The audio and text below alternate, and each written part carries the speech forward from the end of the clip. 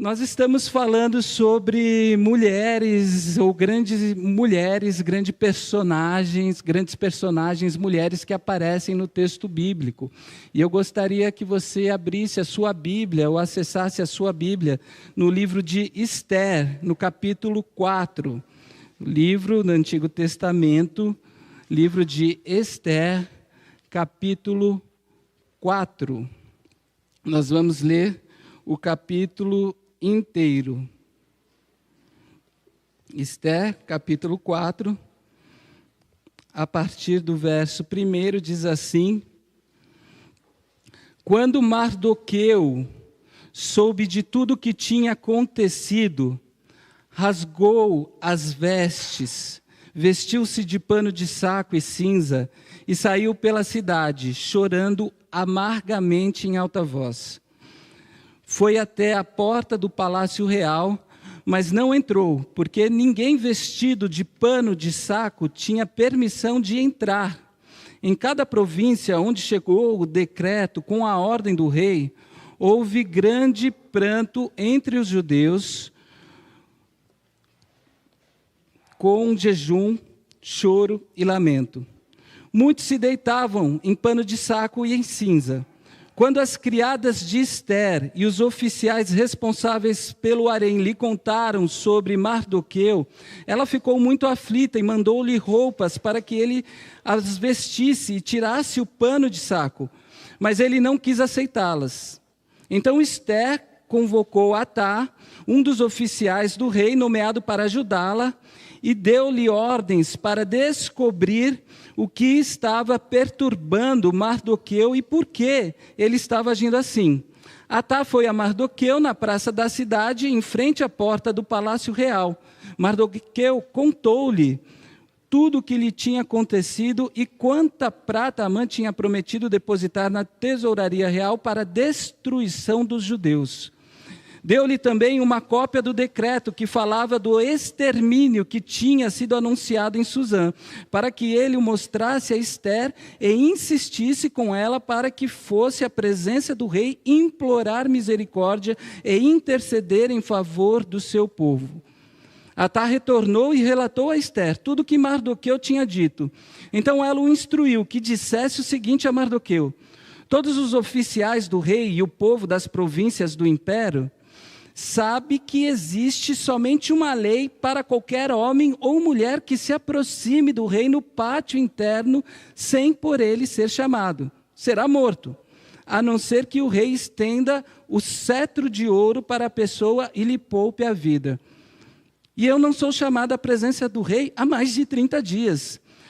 Quando Mardoqueu recebeu a resposta de Esther, mandou-lhe dizer: não pense que pelo fato de estar no palácio do rei, de todos os judeus, só você escapará. Pois se você ficar calada nesta hora, socorro e livramento surgirão de outra parte para os judeus, mas você e a família do seu pai morrerão. Quem sabe, se não foi para um momento como este que você chegou à posição de rainha.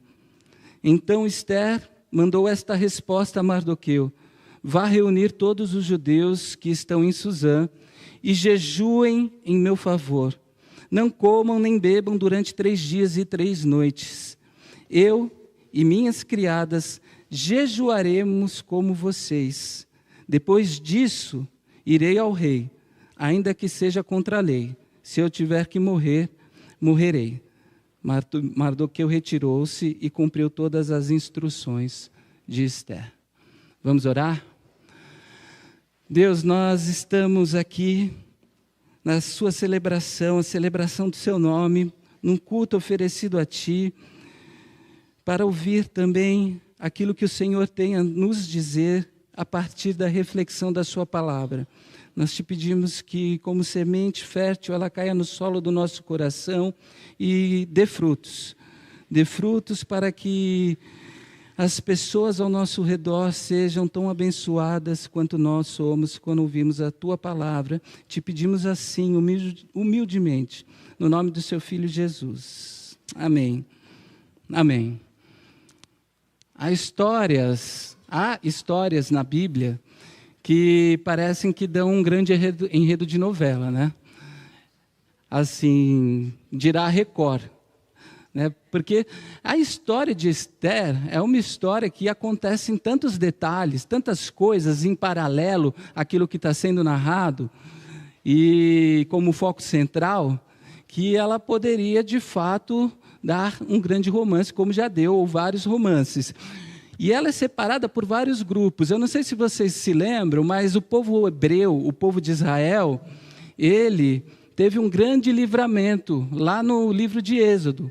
Vocês lembram que eles eram escravizados no Egito e Deus levanta uma pessoa, Moisés, justamente para participar da libertação, conduzir essa libertação que Deus estava promovendo. E Deus age nessa libertação, abre o mar, o povo atravessa e começa a caminhar a terra prometida, a terra da liberdade, a terra de Canaã. Depois esse povo chega a essa terra, não tem ninguém governando esse povo, há juízes que são levantados em nome de Deus, grandes pessoas, enfim, até que esse povo chega justamente no topo da sua história, que é quando eles têm como rei o rei Davi. A capital, Jerusalém, há o templo que está sendo construído e eles têm, então, um lugar de fato. Eles chegam ao topo da sua história. Só que depois do rei Davi, do reinado de Davi, esse povo começa de novo a sofrer com as questões políticas e religiosas distorcidas, e esse povo vai se separando, se torna um povo dividido em Reino do Norte, Reino do Sul, até que vêm os impérios assírios e babilônicos, que devastam esses reinos e levam as pessoas como cativas. E nós estamos nesse momento da história em que o Império Babilônico se foi, e agora eles estão cativos sob o Império Medo-Persa, e há nessa história, então, um segundo livramento desse povo que estava para ser, então, nesses dias exterminados, mas sem uma intervenção divina. Propriamente dizendo, assim, Deus estava conduzindo a história, Deus aparece nas entrelinhas dessa história, mas o interessante dessa história e desse livro é que o livro de Esther é o único livro da Bíblia em que a palavra Deus não aparece em nenhum momento. Nenhum momento. Ainda que por todas as suas páginas, Deus permeia o tom da história. Mas essa é uma história de uma mulher forte, da coragem de uma mulher. E é interessante falar de uma mulher e da coragem dessa mulher no contexto, sobretudo, em que esse livro foi escrito, porque muitas culturas naquela época compunham o mundo e a sua visão de mundo, na verdade, como tendo a mulher como algo superficial, como algo que não precisava ser contado na história. Não é que não existissem mulheres fortes, mas os fatos registrados na história geralmente eram fatos de homens fortes. Então não é de hoje, vejam, não é de hoje que o mundo lida com problemas que hoje nós conhecemos pelo nome de machismo, a subjugação da figura feminina. Porque se hoje nós enfrentamos esses desafios, tente se colocar num cenário de 2.000, 2.500, quiçá 3.000 anos atrás. Os desafios eram muito maiores, de modo que, por mais que sempre tenha havido mulheres fortes, mulheres de presença, mulheres importantes na construção das sociedades, no avanço das civilizações, essas histórias, por diversas razões, eram negligenciadas, eram sufocadas.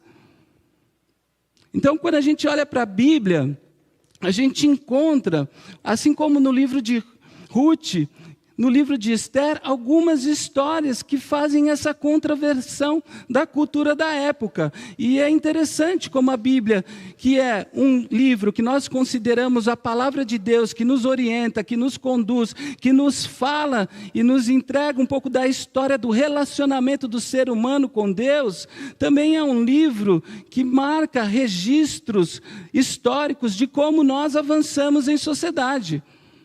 E o livro de Esther é um marco nesse sentido, é um livro que, se você olhar para os detalhes do que o livro conta na história, vai mostrar como nós, quando nós comparamos com os dias de hoje, como nós avançamos. Porque há tantas coisas registradas nesse livro que são inimagináveis para a gente hoje, que não cabem mais para a nossa cultura, que não cabem mais para a nossa cabeça e que, por outro lado, também fazem a gente perceber como Deus sempre esteve conduzindo a história, mesmo no meio dos nossos erros e, é claro, também se utilizando dos nossos acertos. Então, a grande questão é: que livro é esse? Se vocês não se lembram, que história ele conta, né? De quem ele fala, o que acontece nesses 10 capítulos que registram justamente a história de Esther.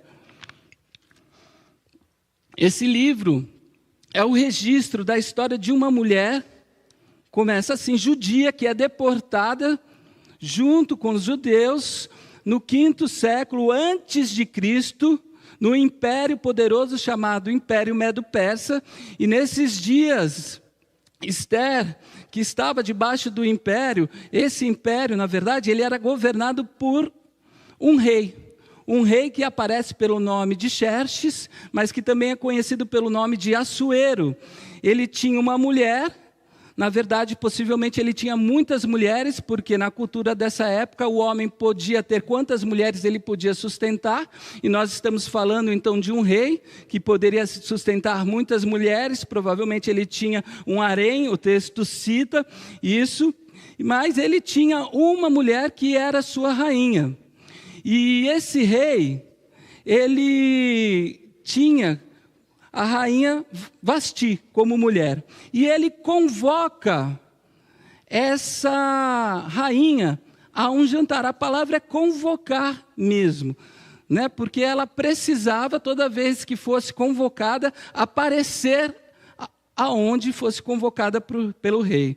Quer dizer, é uma declaração, às vezes, que parece assustadora para a gente, mas muito comum para a cultura daquela época. Então, ele convocou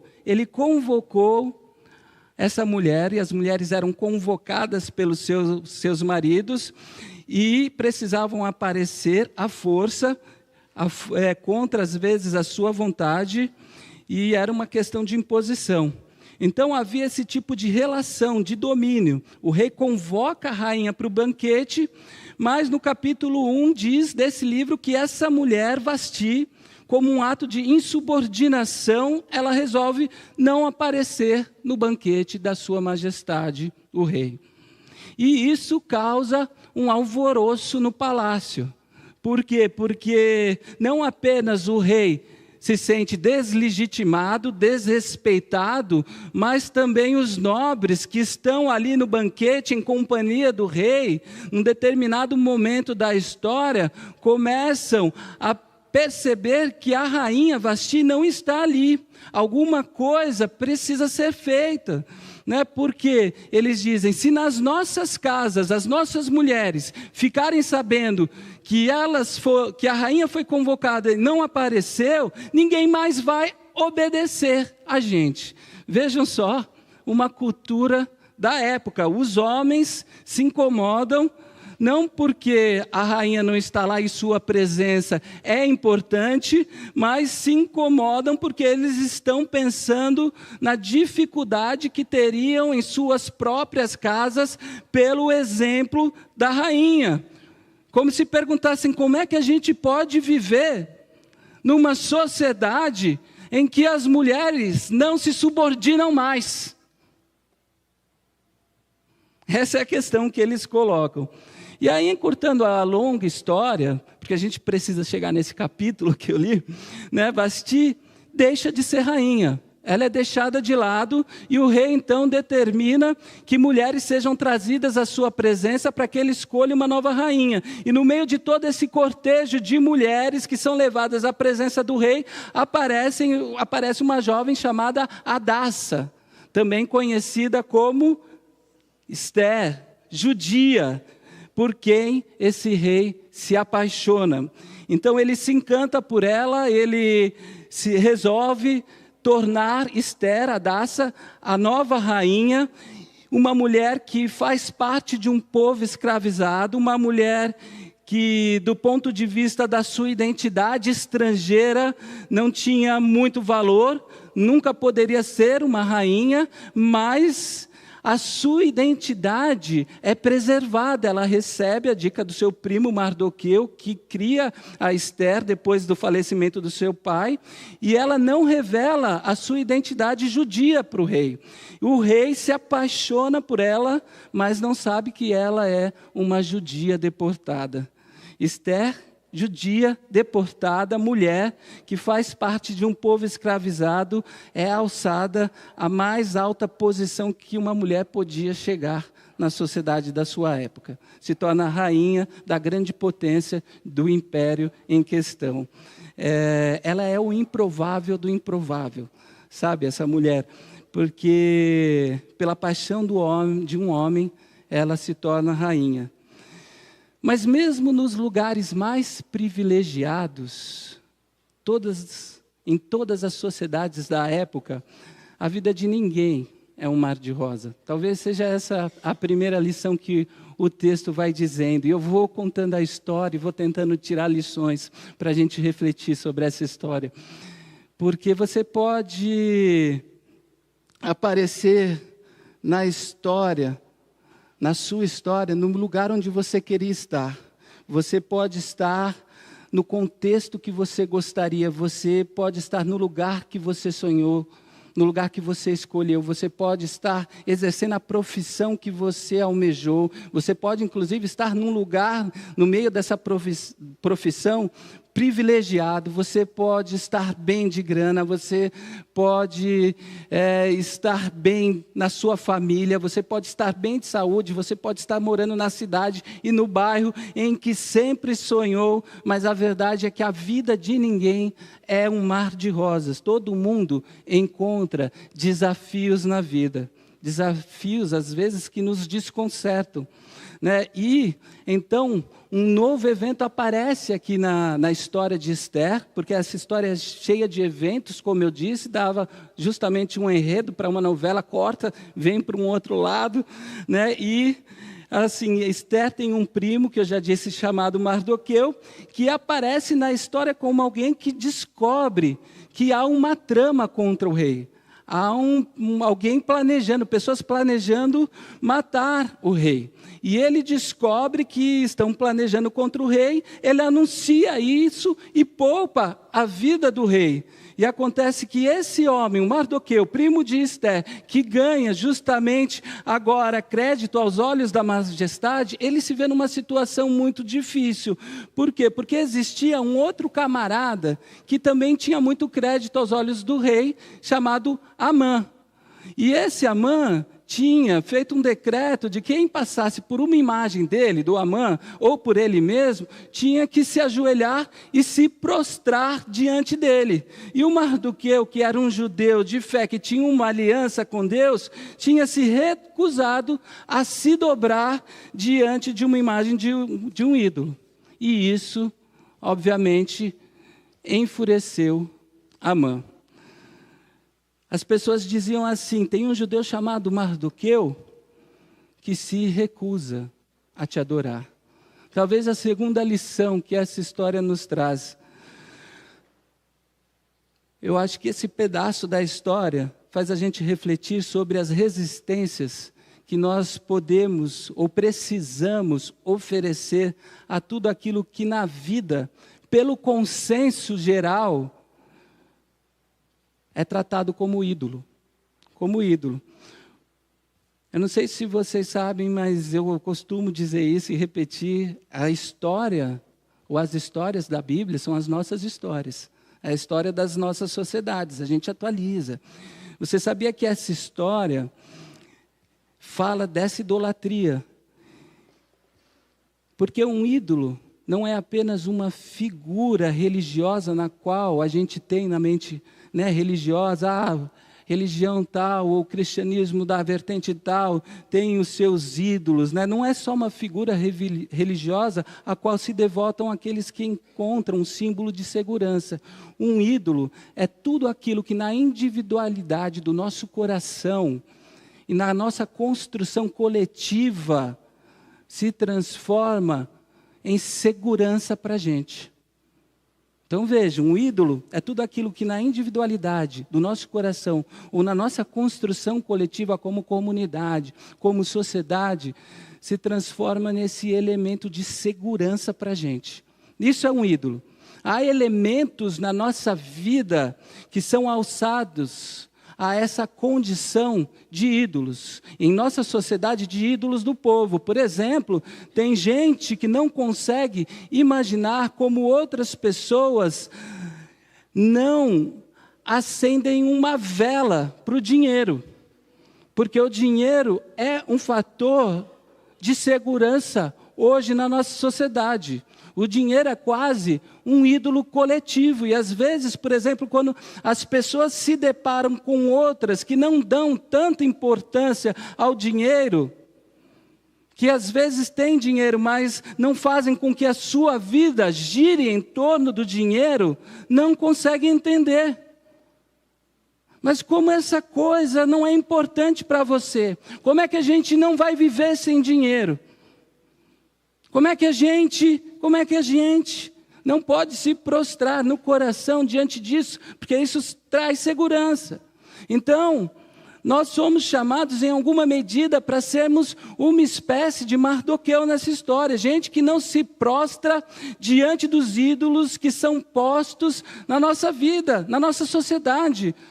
Um dos grandes desafios que a gente encontra na nossa jornada de fé é justamente dobrarmos o nosso coração e termos a segurança somente em Jesus Cristo, o nosso Senhor que nos livrou da morte. E a gente pode pensar que isso é algo fácil, porque é fácil de entender, mas basta que você pare e faça uma reflexão e perceba quantas vezes nós somos tentados a colocar a nossa segurança no nosso bolso, pensando no coração em Deus, mas a carteira aqui, guardadinha, sem colocá-la no coração, inclusive. Ou quantas coisas podem se tornar nossos ídolos. Às vezes o nosso status social, às vezes o nosso status religioso. Tudo aquilo que rouba o lugar de Deus nas nossas vidas e promete a nós dar segurança. Coisas, pessoas, realidades que recebem status de divindade na nossa vida. Mesmo que você fale, não, Deus está ali, mas a sua segurança está aqui. Então, Deus está aqui, na verdade, e a sua segurança está aqui. É isso que você está dizendo na prática, por mais que você diga de outra maneira. Então, nós somos chamados, a alguma medida, a refletir sobre isso. Mardoqueu, que é também Mordecai, eu ia dizer aqui, resolve permanecer firme, então, nessa história e não reverenciar a figura de um homem, o que provoca a ira desse homem, de Amã. Ele é tomado de uma ira tão grande, de uma ira tão profunda, que ele resolve não apenas pedir a cabeça do Mardoqueu para o rei, mas ele resolve pedir a cabeça de todos os judeus, por conta disso. Porque um homem não o adorou, porque um homem não se prostrou diante dele. Né? E está aí mais uma lição que a gente pode aprender nessa história. Porque as nossas inseguranças humanas, as nossas fragilidades humanas maltratadas, mal conduzidas podem provocar tragédias, não só na nossa vida, não só na vida dos nossos próximos, mais próximos, mas às vezes na história. A gente vê isso nos jornais, a gente vê isso na TV, a gente vê isso nas mídias, na internet. Como, por exemplo, por ciúme, por fragilidade, por insegurança, por instabilidade emocional, pessoas provocam tragédias na vida de muitas outras pessoas. Muitas outras. Aí você vai ler sobre o que originou tal tragédia, e não poucas vezes você chega à conclusão de que aquela tragédia foi originada por uma instabilidade emocional de uma pessoa que foi afetada no seu ego, que foi fragilizada e não conseguiu lidar com isso. Como a gente precisa cuidar das nossas estruturas emocionais, das nossas estruturas internas. A gente precisa cuidar da nossa cabeça, a gente precisa cuidar dos nossos afetos, a gente precisa cuidar do nosso eu interior. Eu vou dizer uma coisa aqui, eu quero que vocês entendam, ninguém deveria subestimar a própria capacidade que cada um tem dentro de si, a capacidade que cada um tem dentro de si de se tornar um monstro. Ninguém deveria subestimar essa capacidade.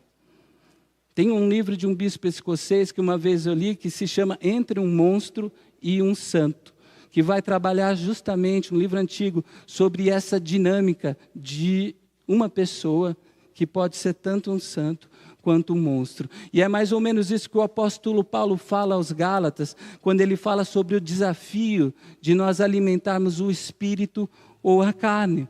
Todos nós temos essa ambivalência dentro da gente, duas possibilidades. E é como diz o ditado, aquele que você alimenta mais dentro de você é aquele que cresce mais. Sabe? Então, se eu alimento o que há de mais bestial em mim, se eu alimento o meu ego, se eu alimento a minha intolerância, se eu alimento a minha falta de paciência, se eu alimento o meu orgulho ruim, quer dizer, isso que é bestial vai extrapolar em mim a ponto que a minha bestialidade machuque pessoas. Agora, se eu alimento o que é mais belo em mim, e vou alimentando aquilo que há de mais bonito, isso extrapola, eu vou transmitir uma beleza que vai abençoar a vida das pessoas. E Amã é esse sujeito narcísico, um sujeito frágil, instável, desequilibrado, porque ele vê um homem que não o adora e resolve matar todo um povo por conta disso. Exterminar. E como ele é um sujeito que tem a graça do rei, o que ele faz? Ele pede ao rei que emita um decreto que autorize que por todo o império os judeus sejam mortos. Então você imagina, você faz parte de um povo, está num lugar, de repente você acorda, abre a página da internet, lá no seu canal de notícia favorito, ou vai lá no Instagram e aparece a notícia, na mídia que você segue, e está escrito assim, povo tal, a partir de amanhã, você pode ser exterminado. Aí você fala, não, isso aqui é fake news, é mentira. Esse site não é confiável. Aí você começa a percorrer e vê que essa notícia está em todos os canais da mídia. De um dia para o outro, a sua vida passou a ser caçada. Por quê?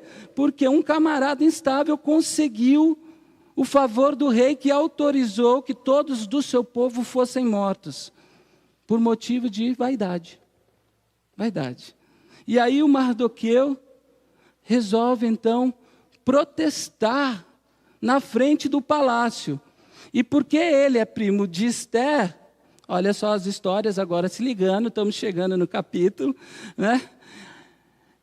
Ele resolve fazer uma súplica à rainha. A Esther o vê, como diz o texto, tenta entregar roupas para ele, não sabe o que está acontecendo, não tinha internet naquela época, ela não sabe do decreto do rei. Ele fala que não vai pôr as roupas, ela manda então um oficial dela para falar com ele, né? E ela pede que ele fale para esse oficial o que está acontecendo, né? E descobre então que os judeus serão mortos. Ele está lá vestido de pano de saco e cinza, que representa justamente o lamento, seu pranto, seu protesto. E ele pede que ela, que está num lugar de privilégio, faça alguma coisa pela proteção do seu povo. Vocês vejam, nem os privilegiados vivem no mar de rosa. E o capítulo 4 é esse ponto da história, porque é um homem protestando contra a loucura de um narcisista, vejam só, dizendo assim: Esther, vá até o rei e suplique pela gente. E aí vem o grande dilema da rainha Esther, porque o que você pensa na sua cabeça? Você que talvez, como eu, tenha crescido ouvindo histórias da Disney, né? Histórias de contos de fadas, a gente fala, bom, se ela é rainha, ela tem algum poder, né? Ela vai fazer alguma coisa, ela vai, pelo menos, convencer o rei. Não. Ela é rainha, mas você se lembra o que aconteceu com a outra rainha que não se subordinou ao rei? E mais, ela é rainha, mas existe um protocolo aqui no Império Medo-Persa. Qualquer pessoa, inclusive a rainha, só pode entrar na presença do rei se convocada pelo rei. Entende? Ela é rainha, ela divide a vida com ele, eles partilham um tipo de intimidade, mas esquece essa visão contemporânea de casamento como sinônimo de partilhar todas as intimidades da vida em todos os sentidos. Não. O que a gente tem aqui é uma mulher que obedece às ordens de um mundo antigo, o que é para a gente hoje uma insanidade, mas era a realidade. E olha para aquilo que o Mardoqueu, seu primo, diz para ela. Ou, na verdade, o que ela diz para o Mardoqueu, antes dele dizer: Mardoqueu, faz mais de 30 dias que eu não sou convocada pelo rei, que eu não vou na presença dele. E você sabe que eu não posso ir lá, porque qualquer pessoa que entre nos aposentos do rei sem ter sido por ele convidada, vai ser morta. Só de se aproximar. E aí o Mardoqueu, que é um sujeito de fé, ele coloca a Esther nesse dilema, porque ele diz: Esther, ou você pensa em você e acaba com a vida de todo mundo, ou você corre o risco e pelo menos você tenta proteger a gente. Inclusive, Esther, eu queria dizer uma coisa para você. Se der ruim para o povo, vai dar ruim para você. Entendeu? Ou você acha que a sua majestade vai te proteger quando souber quem são seus pais e de onde você veio. Por esse decreto. E aí, com esse dilema, ela se pergunta, talvez, o que eu faço? Me protejo ou protejo o povo? O que eu faço? E essa mulher, então, pede ao seu primo Mardoqueu e ao povo que façam jejum e oração, porque ela e as suas servas também farão jejum. O que é uma coisa linda, que a gente deveria aprender, talvez a terceira lição dessa história. Os dilemas da vida deveriam nos aproximar de Deus. Para os dilemas da vida, a gente precisa ter lugar para jejuar, para orar. Tem gente que corre de Deus quando está enfrentando um dilema, mas a gente deveria se aproximar justamente dele. esses lugares de incerteza, esses lugares de instabilidade, esses lugares de desafios nas decisões, sabe? Esses lugares existenciais difíceis, esses lugares que são sombrios na nossa existência, deveriam nos empurrar para a prática do jejum, para a prática da oração. Não porque o jejum, a oração são práticas que nos revelariam, descortinariam alguma coisa para a gente. Não, mas porque há milênios, na tradição religiosa que a gente segue, que a gente faz parte, ela acredita que atividades como jejum, como oração, simbolizam justamente a necessidade de nós buscarmos uma sensibilidade maior para discernirmos Deus, para ouvirmos Deus e para então tomarmos decisões mais acertadas na vida. Jejum, oração, para a gente são representações desses movimentos que a gente faz para afastar o barulho de outras vozes que nos incomodam no momento de decidir, para que a gente ouça a voz de Deus e seja conduzido pela sua sabedoria. Jejum e oração não são moedas de troca. Vejam bem, não é porque Deus está me vendo jejuando e vai falar, olha lá o André, já está magrinho, se sacrificando tanto, eu vou fazer o que ele está pedindo. Eu vou responder e vou falar para ele o que ele tem que fazer. Não é porque Deus me vê orando que ele fala assim, tadinho, podia estar em casa, podia estar vendo a final do Paulistão, seu time tantas vezes não chegou, né? Mas está aqui na casa de Deus orando, estava ali louvando, eu vou atender o seu pedido. Não, não é isso que acontece. Jejum e oração não são moedas de troca, são sensibilidades, disciplinas que nos sensibilizam, que nos desintoxicam, que dão para a gente a possibilidade de nos aproximarmos desse mistério que é Deus e de tentar discernir a sua voz. Jejum e oração, acompanhados de uma leitura profunda da Bíblia, podem sim nos fazer ouvir, dar respostas. Eu acho muito interessante porque aqui nessa história Deus, o nome Deus não é citado, mas ela se aproxima mesmo assim quando ela tem um dilema, essa mulher. E ela faz mais, porque ela fala assim, orem e jejuem por mim, porque a gente vai fazer isso aqui também durante 3 dias. Mas ela não faz só isso, porque ela já dá uma resposta. Ela ousa ir à presença do rei, ela coloca a sua vida em risco. E o que eu acho que é incrível, porque mesmo tentando se aproximar de Deus, a partir de uma prática espiritual, de uma disciplina espiritual, aquilo que Deus quer que ela faça para ela já está claro. Porque ela fala, jejuem por 3 dias e depois eu vou ver o rei. Se eu tiver que morrer, eu vou morrer. Tem coisas que Deus não precisa dizer o que a gente tem que fazer, porque a gente já sabe. Entende? Deus não quer que a gente fique orando e recitando versículo, e cantando e recitando versículo, até que Ele faça alguma coisa.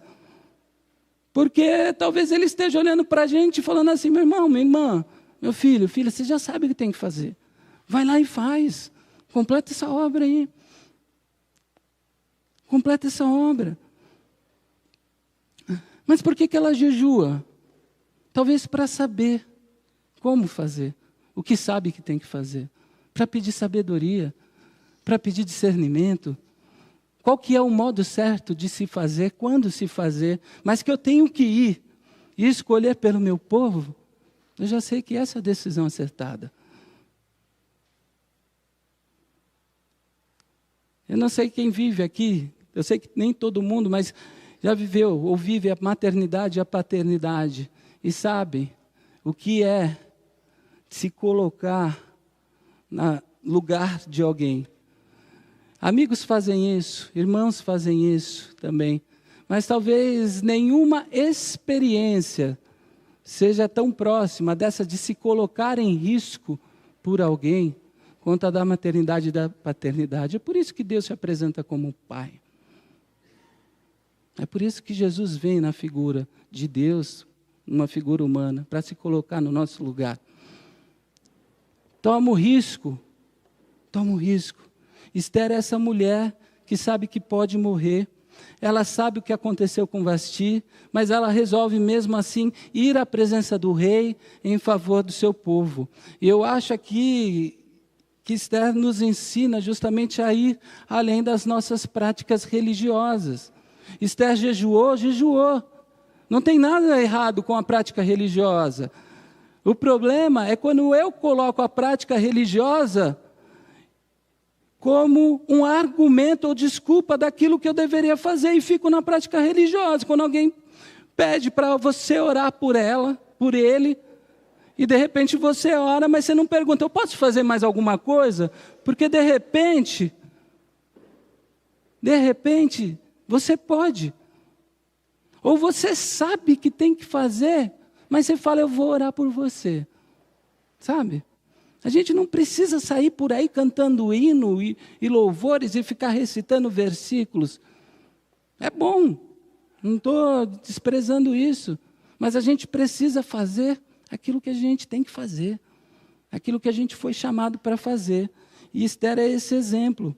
Há um perigo mortal no cristianismo, sabe, de acreditar que basta ficar com uma linguagem religiosa, com uma prática religiosa da tradição, para que o mundo seja habitável, para que Deus faça alguma coisa. A verdade é que o nosso testemunho, a gente cantou aqui sobre a fidelidade de Deus, mas o nosso testemunho repousa justamente na nossa fidelidade de nos comprometermos e de assumirmos alguns riscos, sim, pelo bem do outro, por bem dos outros, para anunciar a esperança e a salvação de Deus nesse mundo e na vida do outro. Então, quando uma tragédia está prestes a acontecer, a Esther consulta a Deus, ela se aproxima de Deus, mas ela não fica recitando, ela marca a data, tal dia eu vou, para se arriscar por um povo diante de algo que somente ela pode fazer naquele momento. A coragem de uma mulher. E a história continua.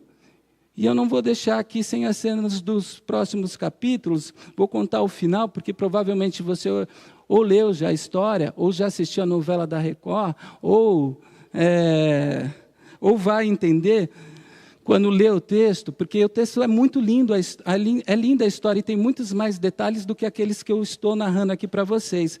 Mas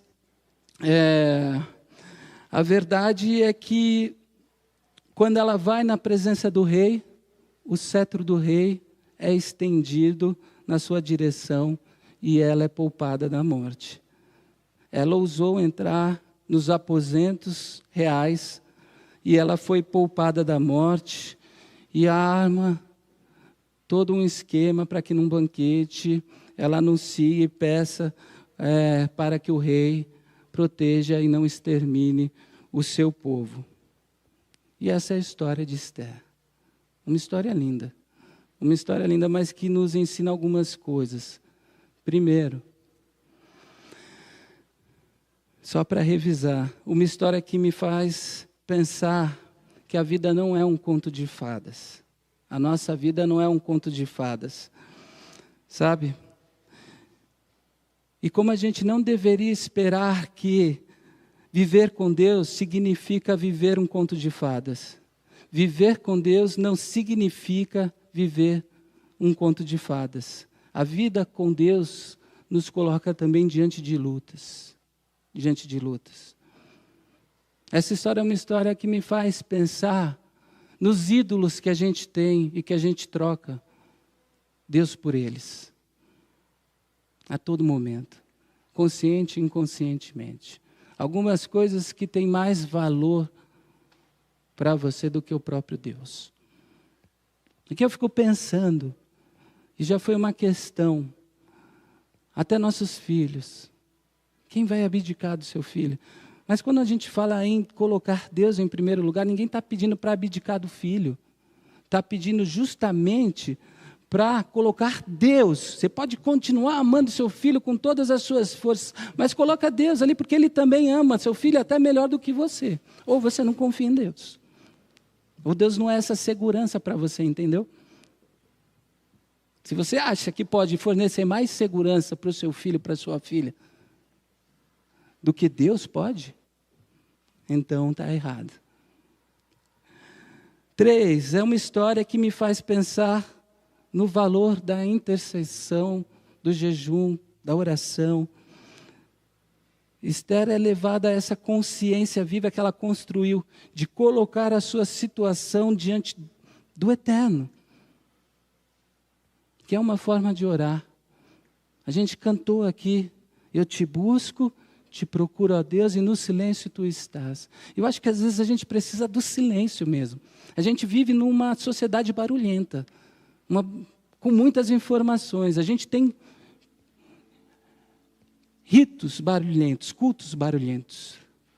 E às vezes a gente precisa se retirar. A gente precisa entrar nesse lugar onde a gente silencia. Sabe, um retiro espiritual? Tem muito movimento agora, levando as pessoas a pensarem passar um final de semana no mosteiro. Não para viver lá, não para sair da realidade, mas porque pastores, inclusive, perceberam que estão presos no ruído da dinâmica religiosa. E não conseguem mais ouvir. Então, é uma história que nos ensina, no silêncio, a procurar. É uma história que também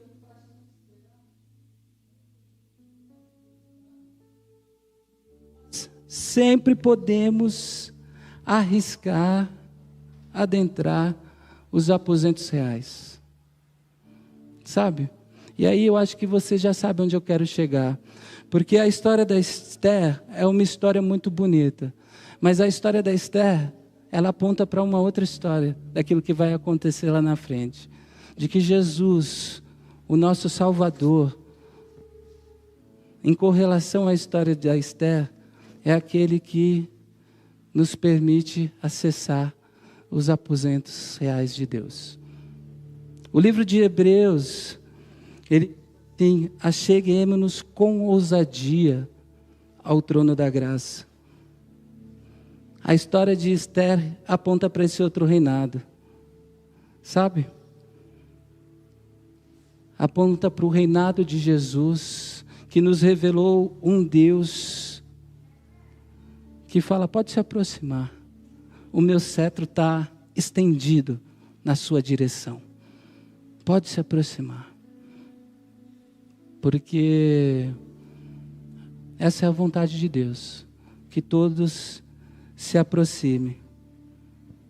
E em Jesus essa porta foi aberta, o véu foi rasgado, o sagrado entrou na vida, e a gente se aproxima de Deus. Isso é muito bonito.